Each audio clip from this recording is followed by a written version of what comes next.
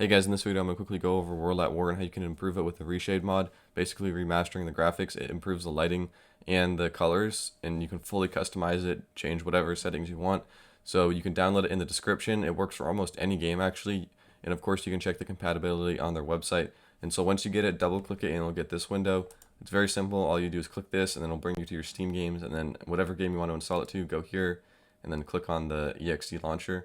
And then also make sure to check Direct3D 9 because for World at War specifically that's what it uses, but you can also check on their website to see which you should choose for which game or look online. So I'm not going to do it because I've already done it, but yeah, you would click that and then make sure to click on this, and then it should automatically install, and then it'll ask you, do you want to uninstall? So then once you're done with that, you can quit, and then we can run our game. So we're just going to go here. And I'll also link this in the description. It's called T4M.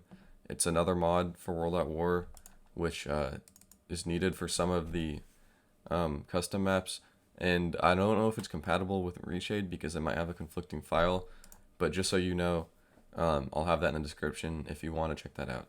So I'm in windowed mode actually because I had this specific setup for recording earlier, so just ignore that. Normally you'll be in full screen. So once you're in here, it'll show this when you press the home button. I'm actually going to turn it off while I'm waiting, but basically you press the home key on your keyboard, it'll bring this up, and then you'll have all these tabs, so you don't really need to worry about these ones. But go into settings, and then before you do anything, just quickly look at this box and then put any key you want. I mean, you could do a lot of them. You could do a letter, but I'm just going to do insert because number one, it's right next to the home key, and number two, it's an out of the way button that I'm never going to use in my controls. So you have that. So now we can enable and disable it, as you can see, but I want to go over what I actually specifically did. I have curves, which changes up the, I'll keep it on. So curves changes the coloring around a little bit, makes it more warm and realistic, and then adaptive sharpen gets rid of a blur. You can actually see that in the menu. I don't know if YouTube will pick it up, but it gets a lot more clear when I do that. And then colorfulness just slightly makes it a little bit more colorful.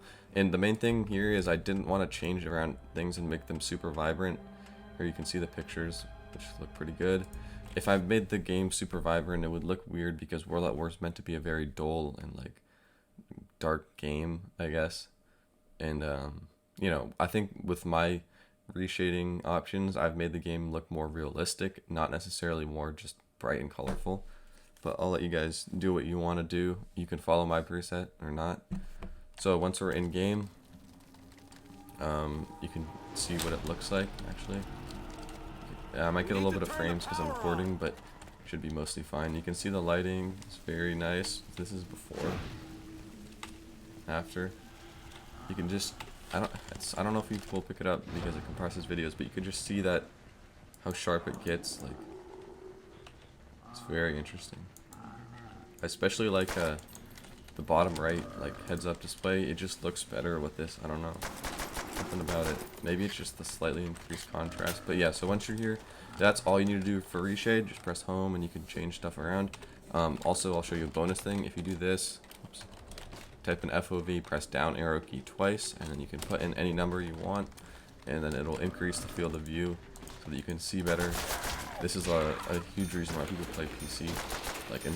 Like not a huge reason, a small reason in addition to the graphic settings you can also change. But having an FOV option is really nice, and you can also do this and do minimum FOV, which let's just do that. That changes how far it zooms in. So if theoretically I could go 90, and then there would be no zoom in effect, but you usually don't want to do that, so I'll just do 70, so it slightly zooms in. So that's basically all I have to go over in game.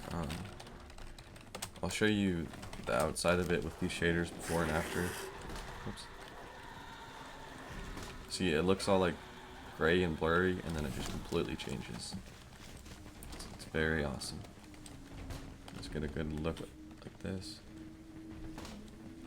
Okay, and so the last thing I want to do is I want to go over graphic settings just to double check them. So obviously mine are maxed out, but I'll show you what you can do. So change your resolution to whatever your monitor is. Mine's 1920 by 1080, but I'm recording with this thing, and then so I have it smaller, but just ignore that. And then you want to change your refresh rate to whatever your monitor supports. Mine goes all the way up to that. Aspect ratio, you can ignore that. And then anti-aliasing, you want this maxed. Sync every frame, you want that on. You want dual video cards on if you have that. Shadows, yes. Specular map, yes. All of these are just extra details, you want them, yes. This just, you don't really have to put it in the same, but that's the highest it goes.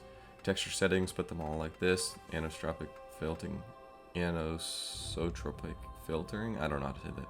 All the way to the right, and then you'll be good to go. So that's all we're going to go over in this video. We put Reshade on, we can change the FOV, and we can boost our graphic settings in the menu.